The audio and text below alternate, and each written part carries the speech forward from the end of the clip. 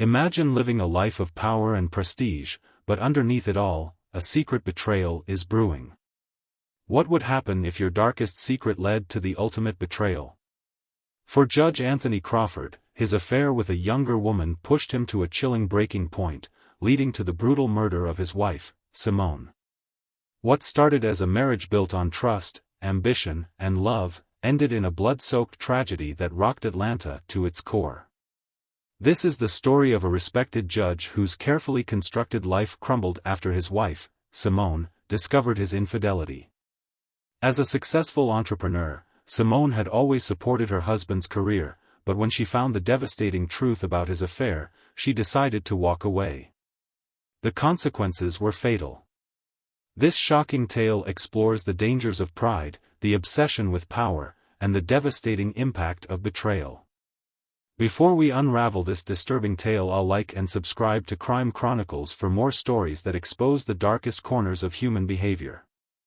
Anthony, Tony, Crawford and Simone Crawford were the epitome of success, power, and grace.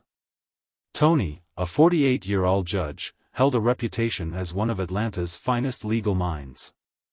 Known for his firm but fair rulings, he had risen to prominence in his career, earning the respect of his peers and admiration from his community. His commanding presence in the courtroom and his charisma made him a figure of authority and influence. His wife, Simone, 43, was equally accomplished.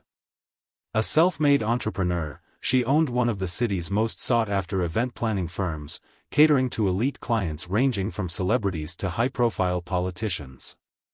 Simone's keen eye for detail and ability to transform ordinary spaces into opulent settings had made her a household name among Atlanta's wealthy and powerful. Together, the Crawfords were the picture of the American dream. They lived in a sprawling estate in an upscale Atlanta neighborhood, complete with manicured lawns, luxury cars, and a reputation as a power couple. They often appeared together at charity events, fundraisers, and church functions, where they were seen as role models for their community. Their two teenage children, Brielle, 17, and Mason, 15, only added to their perfect image, a bright, talented family with a future as promising as their present. Yet behind the carefully curated facade of perfection, cracks had begun to form in their marriage. For years, Tony had harbored feelings of insecurity, though he never voiced them. While he was a respected judge, Simone's meteoric rise in her career had placed her in the spotlight. At events, she often commanded attention, while Tony felt like a mere accessory to her success. Simone, unaware of Tony's insecurities, continued to pour her energy into her business and their family. She worked long hours but always made time for their children and supported Tony's career. To her, their marriage was a partnership built on trust and shared goals. But Tony was growing restless. His sense of inadequacy turned into resentment, and he began to crave the validation he felt was missing at home. That's when Tasha Brooks, his 26-year-old legal assistant, entered the picture. Tasha was smart, ambitious, and knew how to make Tony feel important.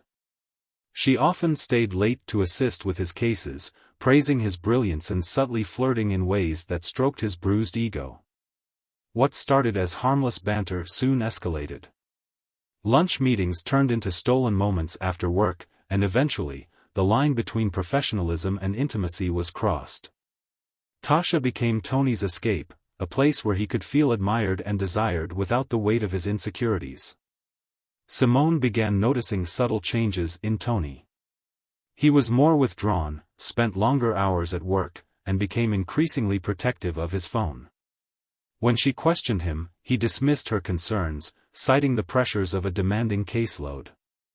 Simone, trusting her husband, pushed aside her doubts, attributing his behavior to stress. Despite Simone's trust, Tony's double life became more reckless. He began taking Tasha on out-of-town trips under the guise of work conferences and spent money on lavish gifts for her, all while maintaining the image of a devoted husband and father. He convinced himself that he could keep his affair hidden forever, that he could have it all without consequence. But secrets have a way of unraveling, and Tony's betrayal was a ticking time bomb. The Crawfords' perfect marriage, built on years of trust and mutual respect, was about to face a reckoning that neither of them could have anticipated. Simone's growing suspicions about Tony had become too glaring to ignore. His late nights at the office, sudden secretiveness with his phone, and the unexplained charges on their credit card all painted a picture she was too afraid to fully examine, until now. One evening, while Tony was in the shower, Simone seized her moment. She unlocked his phone, her hands trembling as she scrolled through his messages. What she found shattered her world: explicit text exchanges between Tony and a woman named Tasha, alongside photos of them together on what appeared to be a weekend getaway. There were no ambiguities. This wasn't just a work colleague, it was a full-blown affair. Simone sat frozen in disbelief, tears streaming down her face as her heart pounded with a mix of rage and anguish. Years of trust had been destroyed in an instant. Her mind raced with questions. How long had this been going on? Did their children know? How could he betray her after all they had built together? When Tony emerged from the shower, he found Simone sitting at the dining table, his phone clutched in her hand. The look on her face said it all. "Care to explain this, Tony?" Simone's voice was low, trembling with controlled fury. Tony froze, his eyes darting between Simone and his phone. For a moment, he considered denying it, but the evidence was undeniable.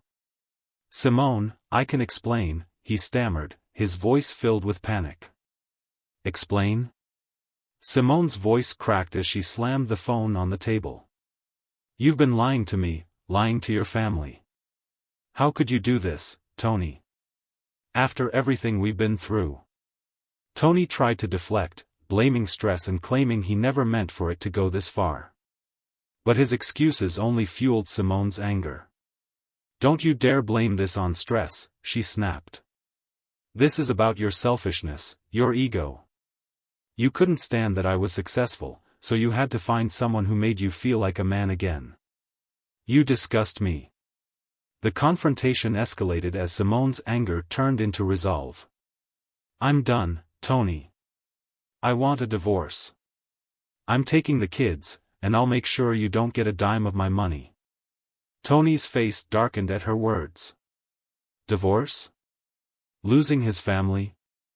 The thought of his carefully curated image crumbling was too much to bear.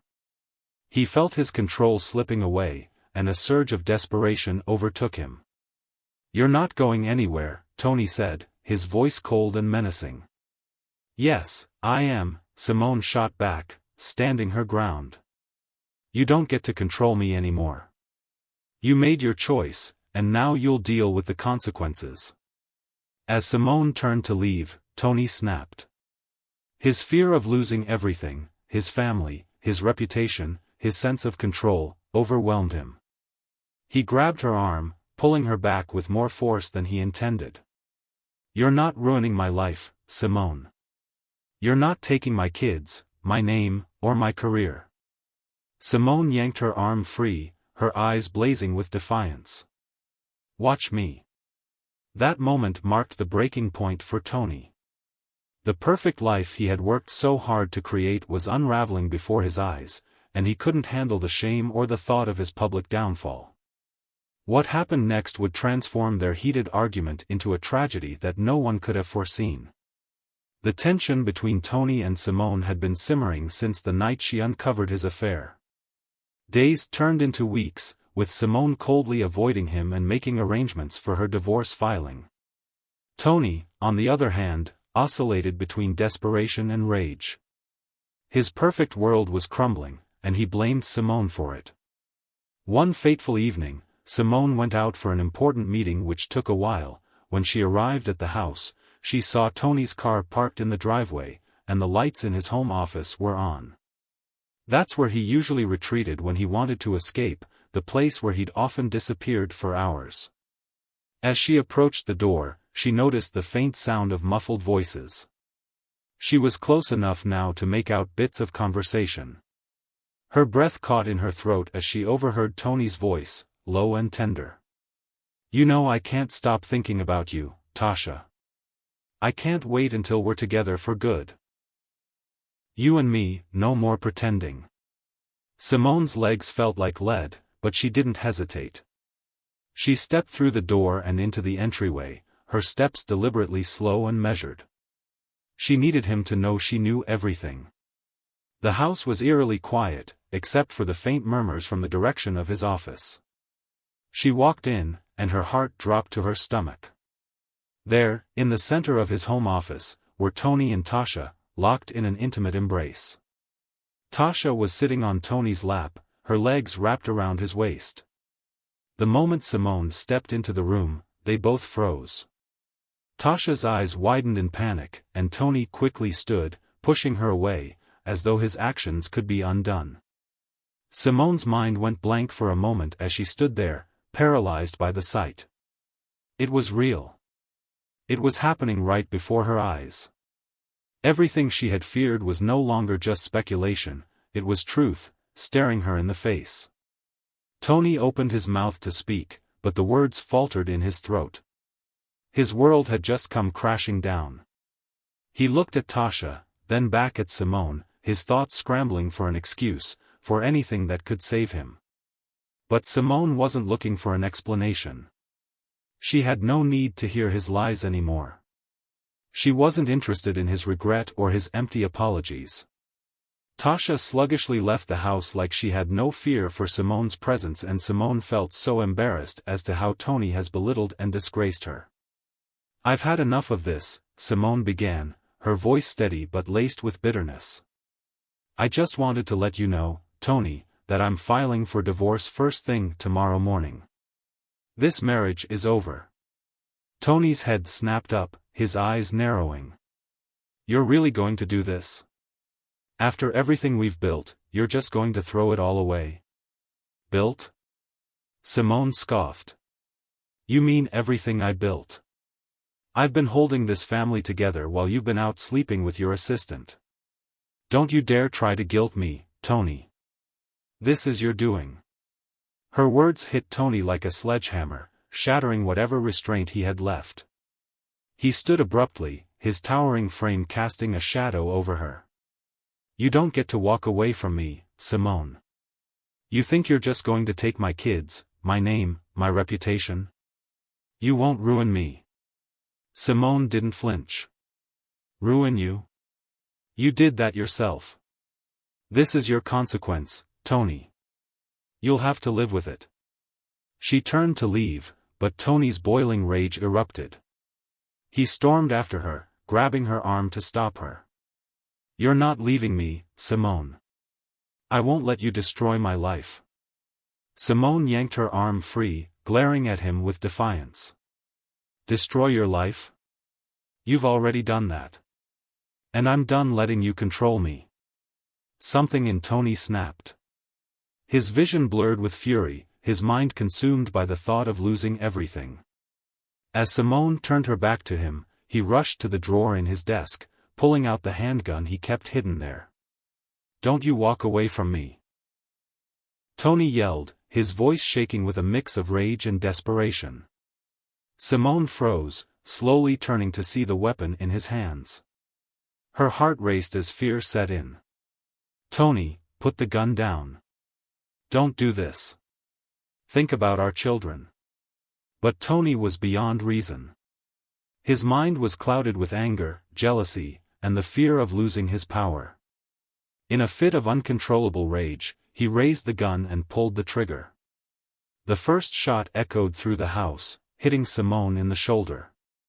She screamed, stumbling backward, clutching her wound as blood seeped through her fingers. Tony, stop, she pleaded, her voice trembling with pain and terror. But he didn't stop. One shot turned into two, then three. Simone tried to flee, but Tony followed her, firing relentlessly. By the time he fired the eighth shot, Simone lay lifeless on the floor of their living room, blood pooling around her. The room fell silent except for Tony's ragged breathing. He stared at her motionless body, the weight of what he had done crashing down on him. Overcome with guilt and anger, he dropped the gun, his hands shaking. Panic set in as Tony realized the gravity of his actions. He had to think fast. Frantically, he began staging the scene to look like a robbery gone wrong. He ransacked the living room, knocking over furniture and pulling drawers from their cabinets. He smashed a window to create the illusion of a forced entry. Tony then placed the gun in a gloved hand, wiped it clean of his prints, and threw it onto the floor near the shattered window. He thought he had covered his tracks, but in his haste, he overlooked critical details. Blood spatter patterns didn't align with his story, and neighbors later reported hearing an argument before the gunshots. As Tony stared down at Simone's lifeless body, his mind raced with the realization that his carefully constructed world was now a shattered illusion. The perfect judge, the respected husband, was now a murderer, and it was only a matter of time before his secrets unraveled. The investigation into Simone Crawford's murder began immediately after neighbors reported hearing gunshots and shouting from the Crawford home. When officers arrived, they found Simone's lifeless body sprawled in the living room, surrounded by blood. Tony Crawford, the respected judge, claimed they had been victims of a home invasion gone wrong. He described walking in on the chaos, only to find Simone already dead and the intruder gone. At first glance, the scene seemed to corroborate Tony's story. The living room appeared ransacked, and a window was broken, giving the impression of forced entry. But detectives quickly noticed inconsistencies. For one, there were no signs of struggle consistent with a robbery. Expensive jewelry and cash were left untouched, suggesting theft wasn't the motive. Additionally, the shattered window had glass shards scattered inside the house, indicating it had been broken from the inside, not the outside as Tony claimed. The crime scene told a chilling story. Blood spatter analysis revealed Simone had been shot at close range multiple times. The trajectory of the bullets showed she had been trying to run away when the shots were fired. Defensive wounds on her arms and hands suggested she had fought back, but Tony's rage had been merciless. Detectives found the murder weapon, a handgun, tucked beneath a couch cushion. The gun was registered to Tony, and while he had attempted to wipe it clean, faint fabric impressions from gloves were visible on the grip. This discovery immediately raised suspicions, as no intruder would likely use the homeowner's weapon and then hide it poorly. Neighbors became key witnesses, reporting hearing an argument between Tony and Simone just minutes before the gunshots. Simone's assistant, Cynthia, provided crucial evidence, a series of text messages and emails where Simone had confided in her about Tony's infidelity and her plans to divorce him. This revelation painted a clear picture of motive. Tony was terrified of losing his reputation, his career, and his family. Investigators dug deeper into Tony's personal life, uncovering his affair with Tasha Brooks, his 26-year-old legal assistant. Phone records showed that Tony had been in constant communication with Tasha in the days leading up to Simone's murder. Bank records revealed suspicious transactions, including a recent withdrawal of $10,000, which detectives suspected was meant to fund an escape plan. As the investigation progressed, Tony's carefully curated image began to unravel. The lack of forced entry, the murder weapon registered in his name, and the damning text messages all pointed to one conclusion: this was no robbery, it was premeditated murder. The most damning evidence came from Simone herself. Blood trails and the position of her body told a story of her final moments. She had tried to run, but Tony had pursued her, firing shot after shot until she collapsed. The community, once proud of their distinguished African-American judge, was stunned by the betrayal.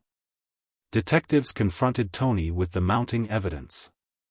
His demeanor, once calm and collected, shifted to defensive and erratic.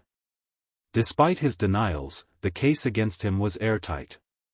The truth was clear: Tony's desperation to maintain control and avoid public humiliation had led him to commit an unthinkable act of violence against the woman he had once vowed to love and protect. Tony Crawford's trial quickly became one of the most high-profile cases in the state, drawing media attention from across the nation.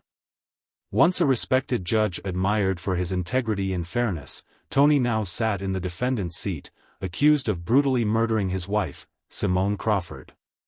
The courtroom was packed daily with reporters, spectators, and Simone's grieving family and friends, all eager to see justice served. The prosecution painted a damning picture of Tony's actions and character.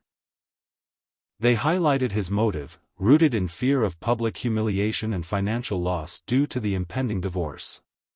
Prosecutors presented a timeline of events leading up to the murder, supported by the text messages Simone had sent to her assistant, Cynthia, expressing her fear of Tony.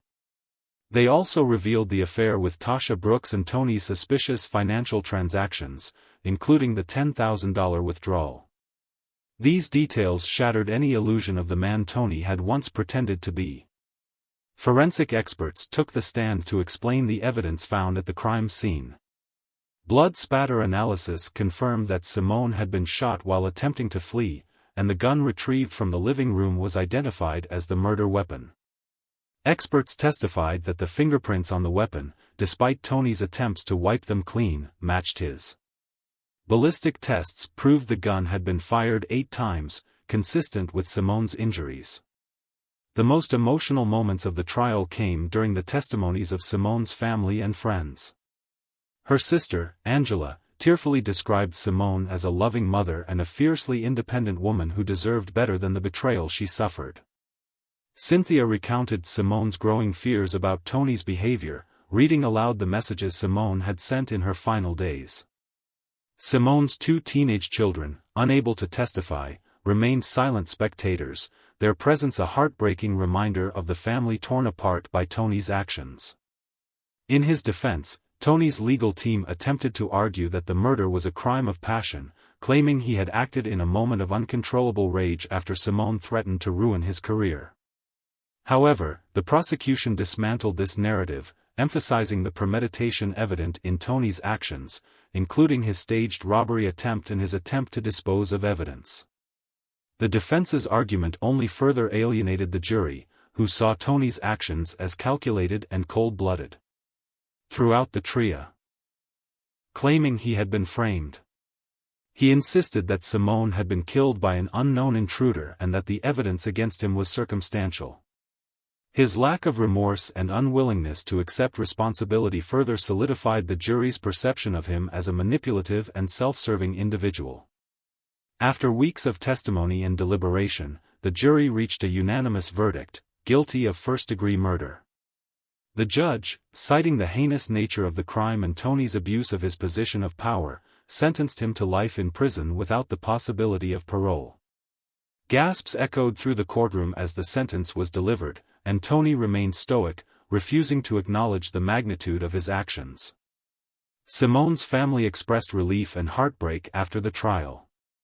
Her sister spoke to reporters, saying, "Justice was served, but it doesn't bring Simone back. We'll carry this pain forever." Tony's colleagues in the legal community were equally shocked and disillusioned, grappling with the betrayal of a man they once held in high regard. The trial's conclusion marked the end of a harrowing chapter for the Crawford family and their community. It left a legacy of broken trust, shattered lives, and a grim reminder of how ambition, betrayal, and unchecked anger can destroy even the most seemingly perfect lives. The tragic story of Judge Anthony Crawford and his wife, Simone, is a haunting reminder of the destructive power of jealousy, betrayal, and unchecked rage. A man once trusted with upholding justice is now serving time for the most heinous crime, a crime that shattered his family and left a community reeling from the loss of a woman who, despite the betrayal, had supported him for years. This story raises questions about the lengths one man will go to protect his pride and reputation, and the consequences of secrets kept in the darkness. What would you do if you discovered the person you trusted most was hiding a secret that could destroy everything? Could you forgive them, or would you demand justice? If this story shocked you, like and subscribe to Crime Chronicles for more tales that delve into the darkest corners of betrayal and human behavior.